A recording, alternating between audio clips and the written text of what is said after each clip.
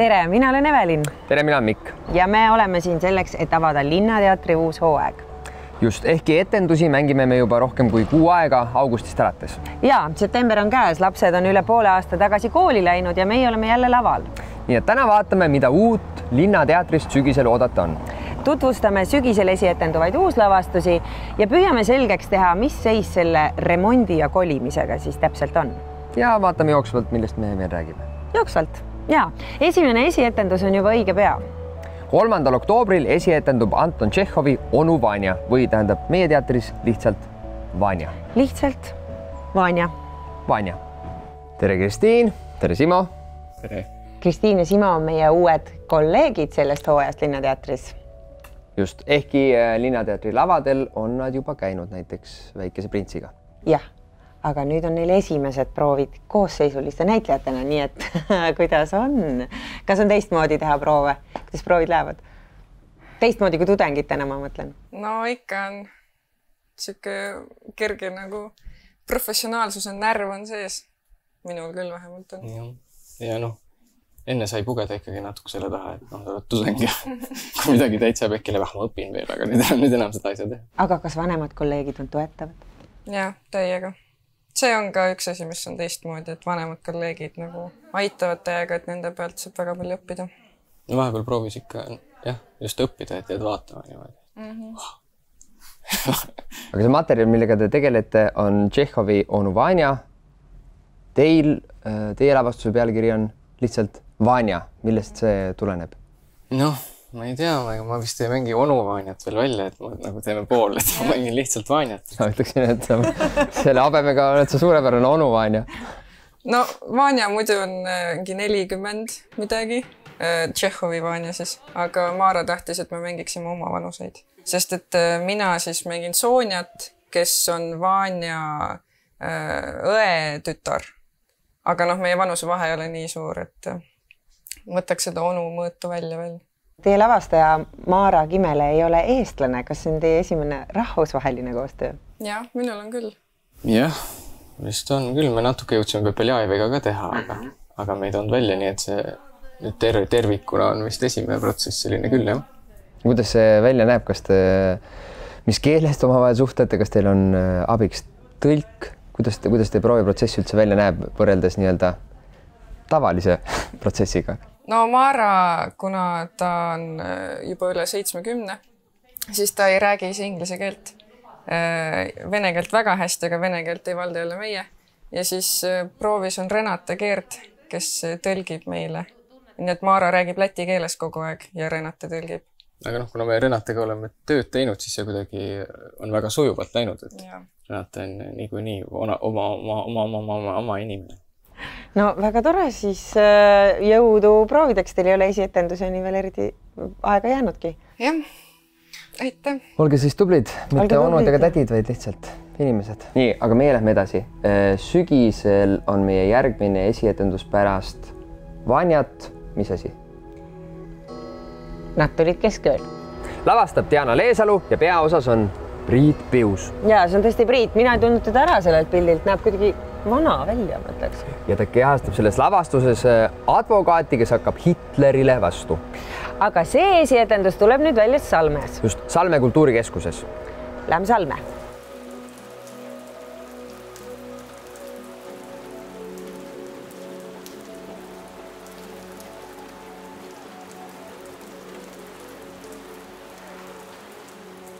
Tere, Kristjan! Tere! Tere! Me oleme jõudnud Salme kultuurikeskuse lavale. Ma pean ütlema, et ma hakkasin arvutama meie kursuse diplomilavastus Buratino või Buratino, kuidas teda iganes nimetati.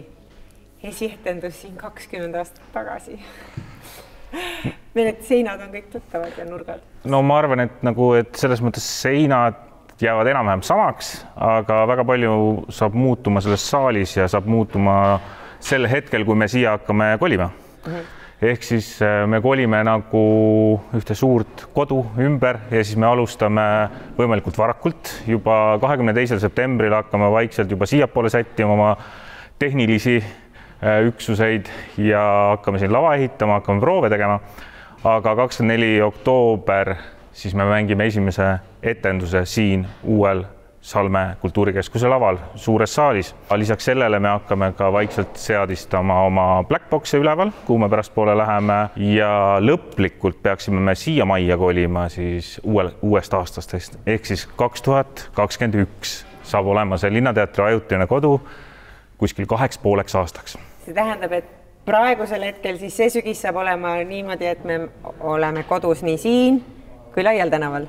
Täpselt nii, et kuna meil läheb nii palju aega oma lavastuste ümberkolimiseks siia, siis me niimoodi vaikselt kolime ja siis suuremal määral hakkame kolima detsembris ja juba jaanuarist on meie kõik põhitegevus siis siin majas.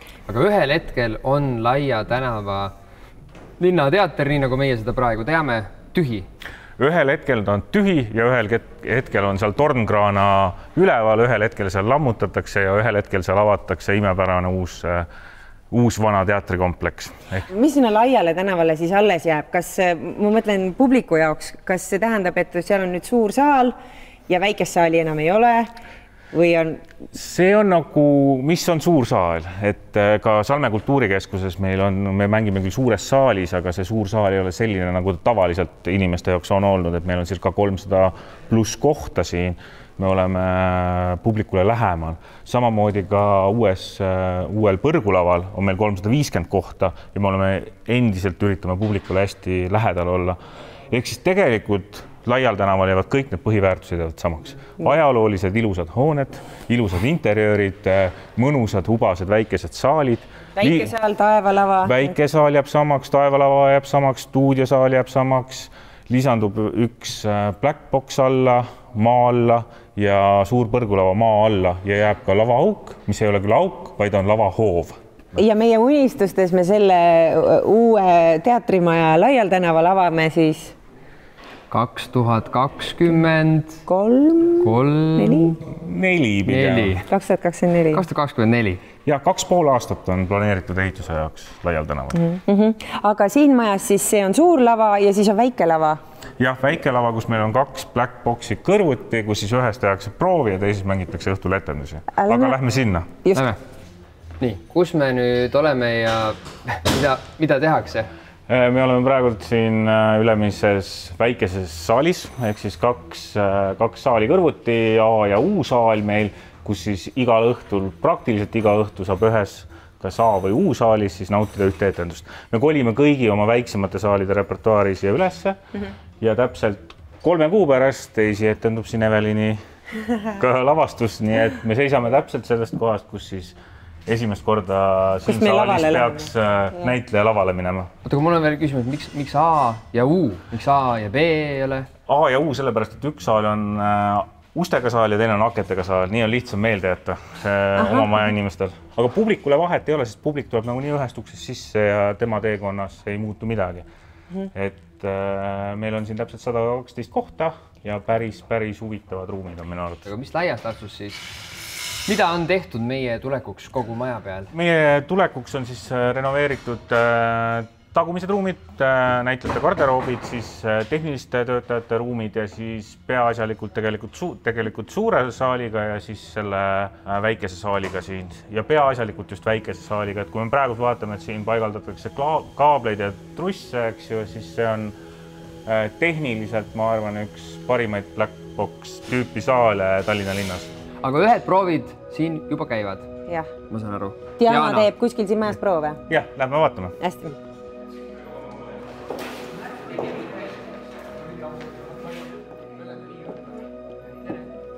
Diana, sina ja sinu trupp olete esimesed, kes on nüüd juba servapidi siia Salmesse kolinud ja teete proove siin majas. Kuidas kohanete? Päris põnev on esiteks muidugi see, et mina ei ole siin majas isiklikult väga palju viibinud. Mõnedel trupiliikmetest on lausa lapsepõlved sellega seotud. Siin on näiteringides käidud ja on ka teatrikooli võimlemistunde siin tehtud ja balletitunde tehtud ka see proovisaal, kus me teeme praegu proovi. On küll praegu hetkel ära remonditud, aga meie peategelane Anu Lamp ütles, et tema on stange ääres seisnud selles saalis ja et need lennusaated, mis on lavaka tudengitest tehtud ja kus on balletitunnid vanematel kolleegidel, et need on selles saalis seal tehtud. Sinu esietendus tuleb siin samas saalis, sellel samal laval, aga proovi praegu, nagu me näeme, seda vist siin teha ei saa. Kuidas tundub, kas tundub, et kõik asjad saavad õigeks ajaks valmis ja sul on piisavalt aega selle lavaga harjuda? No loodame, et isegi saame võib-olla grammike pikemalt, kui tavaliselt lavaproovid on ette nähtud. Ma loodan, kui kõik läheb graafikute kohaselt, need härrad, kes seal praegu tööd teevad, on igal juhul lubanud, et saame saali septembri lõpust, nii et jääb veel mõnus kuu aega laval kohaneda, et minul on selles mõttes üsna põnev, et ma ei ole siin suurel laval üldse kunagi oma elus veel lavastanudki tegelikult, et see on esimest korda, siiamaani on Linnateatri pisikesed saalid. Olen küll ühe etenduse siia ümber kolinud, ehk siis lantimiskunstnikud, millega me kolisime siis Hobuveskist ühel hetkel siia ümber. Publiku tungival nõudmisel. Publiku tungival nõudmisel, jah. Loomulikult midagi ei anna selles mõttes teha, et siin on lagi kõrgemal ja natukene akustika on lihtsalt teistsugune. Aga see on ju hea. Absoluutselt. Ja pluss on teine asi, mis mulle endale väga meeldib, et me saime juurde võimaluse, mida Põrgulaval näiteks ei ole, on see, et meil on tohutult suur lavasügavus, ehk siis saab selliseid nii-öelda suuri ilupilte, nagu me naljatades selle kohta ütleme, nagu või visuaalselt kihvte asju teha siin rohkem või on rohkem võimalusi selleks kui Põrgulaval, kus meil on selline, ei ole see lagi nii kõrgel. Räägi natukene, mis materjal see on, nad tulid keskööl? Või näitemängu tegevus toimub 1930. aastatel Saksamaal, ehk siis see on Hitleri Saksamaa enne, kui sõda algab. Ja see on tõesti sündinud lugu ühest noorest, ma ütleks poisist, julgeks selle kohta öelda, ta oli sellel hetkel 27-aastane, kui ta tegi sellise julgustüki, et enneolematu julgustüki, et ta kutsus Adolf Hitleri enda kohtupinki, olles siis advokaat ja nõudis Adolf Hitlerilt aru, et mille pärast tema pruunsärgid vägivallatsevad tänavate peal ja pani sellega Adolf Hitleri väga-väga ebamugavasse positsiooni ja kui 2 aastat hiljem Adolf Hitler sai võimule, siis kahjuks päädis see sellega, et see Hans Litten arreteeriti ja teda on ajaloos nimetatud Hitleri isiklikuks vangiks. Ehk siis tänu sellele, et ta Hitlerile isiklikult nii-öelda varba peale astus, sai ta koonduslaagris kahjuks ka erilist tähelepanu teistega võrreldes ja see tegelikult laiemas plaanis see loo pealtegelane on tegelikult hoopis Hans Litteni ema, keda mängib meil Anu Lamp ja see on selle ema võitlus oma poja pärast, keda siis koonduslaagris kinni hoitakse. Hans Littenit mängib Priit Pius. Kes oli plakatil selline, et me ei tundnud teda ära. Tõsiselt, vau. Ja. Aga aitäh, Diana, ja ma ei tea, ilusat materjali kallal puremist ja uue lavaga tutvumist. Aitäh. 24. oktoobril on esietendus. Ja siin samas siis on loodetavasti siin meie lavakujundus ka üleval. Saame vaatama tulla. Nii on. Ja siin samas laval umbes täpselt 6 aega hiljem esietendub veel üks lavastus. Ja see on seotud Voldemar Panso 100. sünniaastapäevaga. Lavastaja on Riina Roose. Ja ka nende proovid on hetkel Laial tänaval Vanalinnas, nii et lähme sinna tagasi. No proovime teha, kas me saame niimoodi nende, kuna ta on polyfooniline, me ei saa lihtsalt takti pealt alustada. No kas saad Eler sealt tuleb? Ja.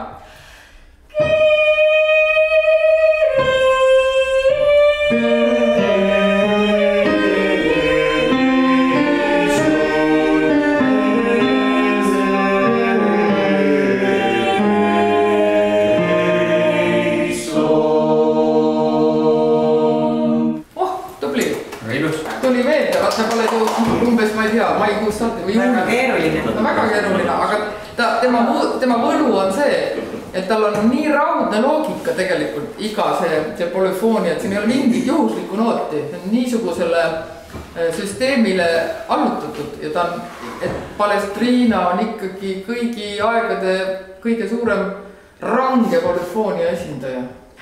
No nii, Riina, kui sina oled lavastaja, siis kas me võime eeldada muusikatükki nagu varemgi või on veel lisaks muusikalistele väärtustele? No võime nimetada muusikatükiks ja sinna on üht-teist veel juurde lisada, et teatavasti Pansot me teame kui suurt lavastajat, koolirajajat, aga võib-olla teame vähem seda tema suurt muusikaarmastust, seda orienteerumist maastikul ja võib-olla teame vähem tema noorpõlve mõtisklustest, tema kirjutistest ja vaat neid noorepõlve mõtlemisi, kirjutusi, neid me tahaks ka sinna tükki panna ja sestap on ka nimi Osnap. See, mida ta kasutas just noorepõlve kirjutistes, följetonides, ka mingites artiklites lausa, mis ajalehtedes ilmusid, oli nimi all Osnap. Ja siis tundus, et igasugu variantide vahel kaaludes tundus, et see Osnap on võib-olla kõige täpsem. Sul on kaasas erinevaid raamatuid, kas siis kõik Panso poolt kirjutatud, nagu ma näen. Kuidas sa selle valiku teed, mis jõuab lavale, mis ei jõua?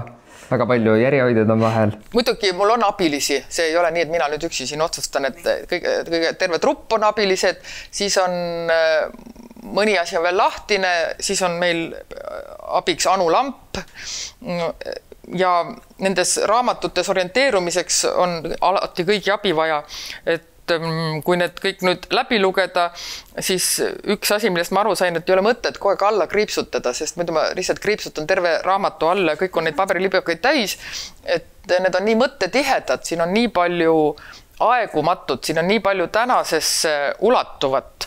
No näiteks ma loen ühe koha, see on tema teatriartiklid, mul on nüüd ümbris ära siit, aga ühesõnaga Voldemar Panso teatriartikleid soovitan loomulikult kõigil lugeda. Ta ütleb nii, ma olin Brechti teatri 5 etendusel ega kuulnud kordagi tekstikomistusi. Me mängime südame murdumise maja juba üle 10 korra, aga ikka on veel kogelemisi, sõnade kordamisi ja tagasivõtmisi, mis tundlikus kõrvas hävitab otsemaid tõelise elu illusiooni.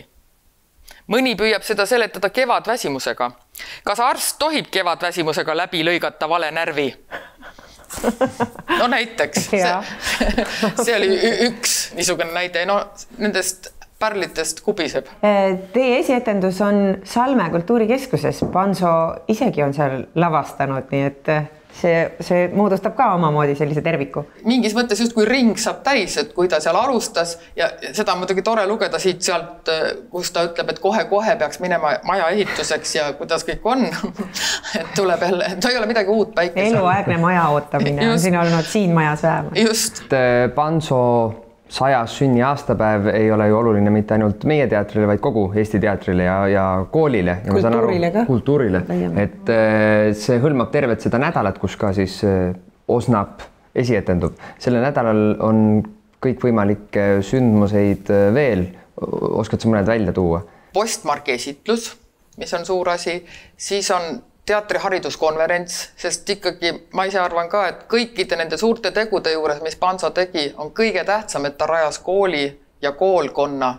Siis on Draamateatri ja Linnateatri koostöös peaks olema Tants Aurukatel selle lavastuse lugemine, mida juhivad Anu Lamp, Karl Laumets ja Mehis Pihla.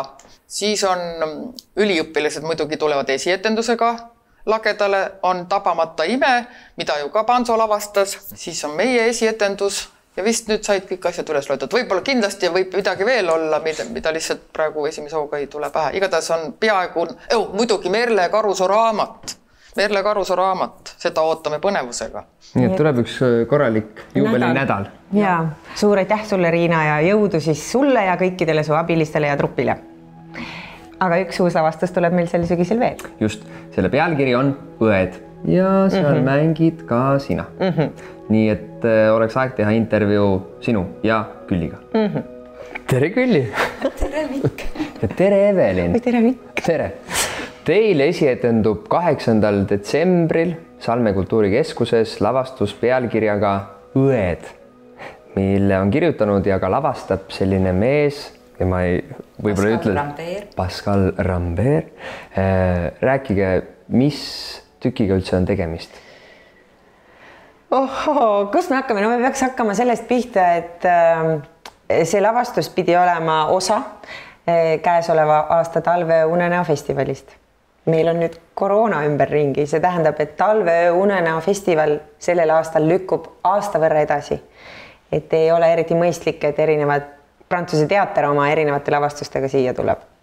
Aga see koostöölavastus siis lavastaja Pascal Rambertiga peaks sündima 8. detsembril.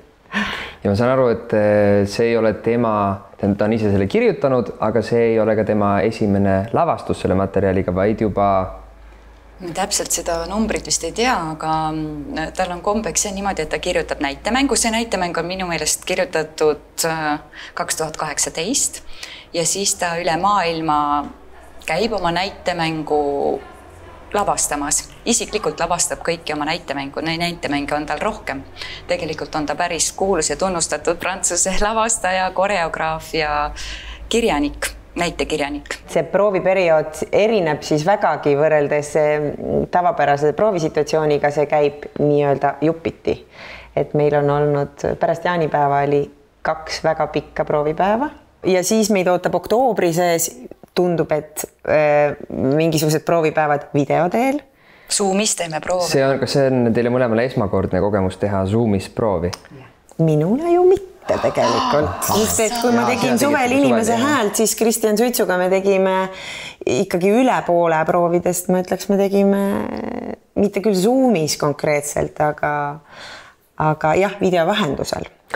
Aga me ei ole veel, ma küll küsisin, aga te ei rääkinud sellest, et millest räägib see materjal, see näitemäng? Põhimõtteliselt on vist niimoodi, et see sinu lapsepõlve pagas, mis sul on sul elu lõpuni seljakotiga kaasas ja sealt ta siis ammutab neid päris vahedal kujul neid teemasid ja tüki nimi ongi Õed ja tükis kohtuvad siis täiskasvanutena õed ja neil on väga palju seda seljakotis kraami, mida üksteisele siis sellel kohtumisel ette laduda. Ja tegelikult on üks suur vajadus lihtsalt, ma arvan, et kallista mind või ütle, et ma olen oluline. Ja kuuldud saada. Ja ma ütleks, et seal on palju õelust, aga ka armastust, sest et mulle tundub, et kui sa tõeliselt armastad kedagi, siis kahjuks on nii, et sa selle kõige võib-olla inetuma osa näitad just sellele inimesele välja, et see saab olema, mulle tundub, ma olen päris põnevil, see saab olema selline Ameerika raudteed meil kahekesi, kedagi teist seal laval ei ole.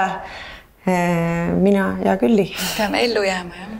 No aitäh teile ja ma loodan, et te saate siis teha päris proove ikka ka enne 8. detsembrit, et ei pea ainult Zoomis oma Pascaliga kohtuma. No loodetavasti jaa, sest et kui on need testimisvõimalused, et Pascal siia pääseb, et me ikka tahaks lavastajaga proovisaalis päriselt kohtuda, aga see saab olema lühike ja intensiivne aeg, et päris palju tuleb ise meil omavahel see teha. Nii, aga nüüd sa pead Evelin olema jälle saatejuht. Aha, so.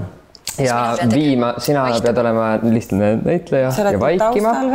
Sa oled nüüd lähed fookusest välja, sellepärast, et meil on räägitud küll kõikidest asjadest, mis puudutab seda, mis toimub laval, aga kuidas olla teatris selles uues koroona maailmas, kuidas käituda, millega arvestada. Muutunud reaalsus. Just, sellest räägime nüüd.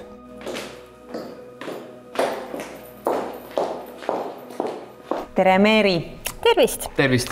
Meeri, sina oled publiku teenindaja ja meie oleme praegu nüüd mängult publik. Mis on sellel koroona sügisel muutunud teatris käia jaoks?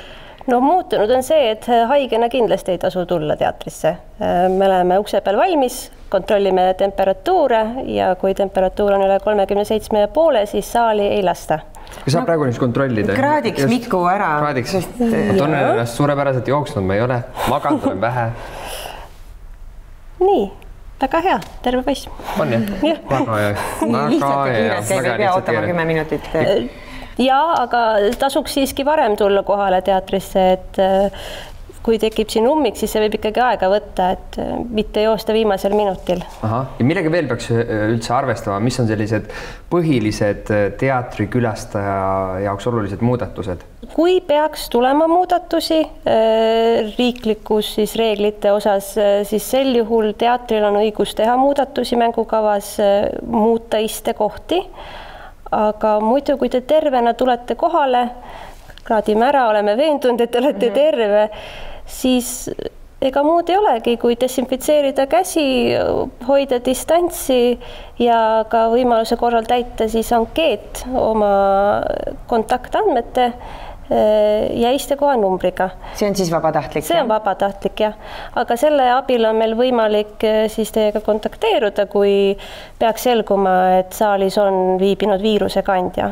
Et kõik need sedelid hävitatakse kuu aja jooksul, pärast kuud. Sinul endal on väga võluv visiir, peaaegu ma ütleks nagu Darth Vaderi nooremõte. Kas publikule näiteks on maskid kohustuslikud? Ei, publikule maskid kohustuslikud ei ole, kuid väga teretulnud, kui keegi soovib tulla, kindlasti vaatame asjale positiivselt. Väga tore, aga aitäh meile selgitamast ja loodame, et see viirus taandub õige pea või et leitakse vaktsiinid, ravimid, et saame normaalse visiiri vabade inimestega uuesti kokku puutuda. Näitlejad õnneks ei pea laval visiiride ja maskidega olema. Aga väga ilus on see visiir, see teeb kuidagi uhkeks selle olemise siin. Säravaks. Väga särav.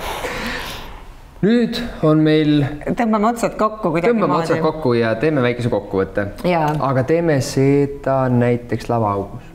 Jaa, sest et kui asjad lähevad plaani järgi, siis lavaauku sellisel kujul varsti võib-olla enam ei olegi. Nii, alles oli suvi. Mina mängisin siin oma majakeses etendust, rääkisin telefoniga.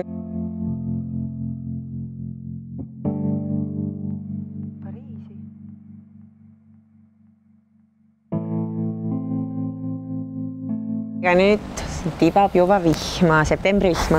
Ja, aga sügis on ka tore. Saab näiteks teatrisse tulla üle pika aja. Ja inimesi ootame me majja ikkagi väga. Nagu te kuulsite ja nägite, siis tegemist meil siin jätkub. Jätkub tõesti. Jätkub nii palju, et kõikidest asjadest me täna rääkida ei jõudnudki. Ja näiteks me ei jõudnud Suur-Sõjamäele, kus saab olema meie maja suur tootmishoone. Just.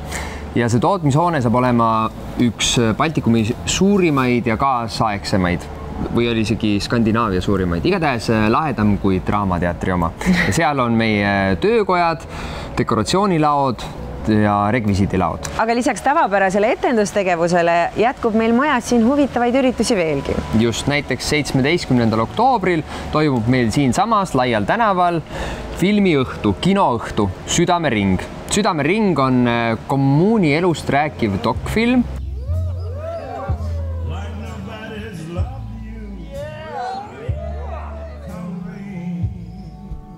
Ja meil on siin teatris juhuslikult mängukavas üks kommuuni elust rääkiv lavastus, aga see, mida me siis 17. vaatame, on film, dokfilm. Ja jätkub sel hooajal ka teatrikontserdite sari. Esimene kontsert on juba 11. novembril. Just, ja esineb Henrik Kaljujärv, kes on tuntud pigem koostuse all Ruum. Just. Ja see kontsert toimub Salme väikesel laval. Täpselt nii. Hooaja kevadpoolest me täna rääkida ei jõudnud, aga nii palju võib öelda, et Elmo Nüganeni järgmine lavastus on Lapsed, mis esietendub Salme kultuurikeskuses jaanuaris. 30. jaanuaril täpsemalt. Ja see räägib ühest pensioniealisest abielupaarist, kes on juhtumisi tuumafüüsikud. Ja kellele tuleb katastroofi järgselt külla üks inimene. Ja see kõik kokku räägib tulevikust ja minevikust. Ja vastutusest.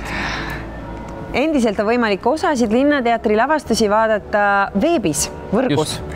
Keskkonnas nimega elisastage.ee. Ja seda saavad teha kõik inimesed, selleks ei pea olema Elisa klient. Täpselt. Ja praegu on üleval lavastused Kriipsud uksepiidal, Miljoni vaade ja Väike prints. Ja, aga kuna meie koostöö Elisaga jätkub, siis sinna on peagi lisandumas lavastusi juurde. Nüüd on vist küll kõik asjad räägitud. Mulle tundub ka. Aitäh, et meid vaatasite ja tulge teatrisse. Ootame teid väga.